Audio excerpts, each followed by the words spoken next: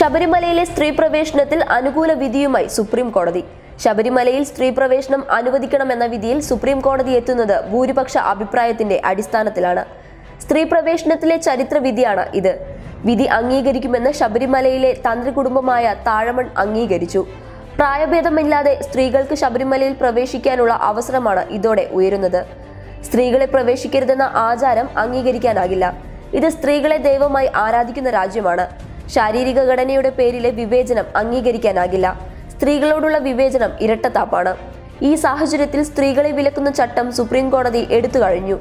ഇതോടെ അടുത്ത മാസപൂജ മുതൽ തന്നെ സ്ത്രീകൾക്ക് ശബരിമലയിൽ ദർശനം നടത്താനാകും. കേരള സർക്കാരിന്റെ നിലപാടുകളാണ് അംഗീകരിക്കപ്പെടുന്നത്. മതസ്വാതന്ത്ര്യവുമായി ബന്ധപ്പെട്ട് സ്ത്രീ പ്രവേശനത്തെ ചർച്ചയാക്കുന്നതിനെ സുപ്രീം കോടതി അംഗീകരിച്ചില്ല. ശാരീരിക അവസ്ഥയുടെ പേരിലെ വിവേചനം അംഗീകരിക്കാനാകില്ലെന്ന് സുപ്രീം കോടതി നിലപാട് വിശദീകരിച്ചു.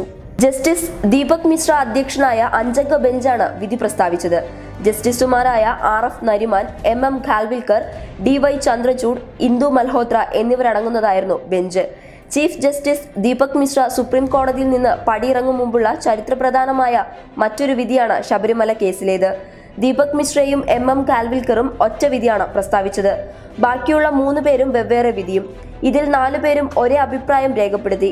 വനിതാ അംഗമായ ഇന്ദു മൽഹോത്രയാണ് വിധിയിൽ എതിർപ്പറിയിച്ചത്. News desk public Kerala.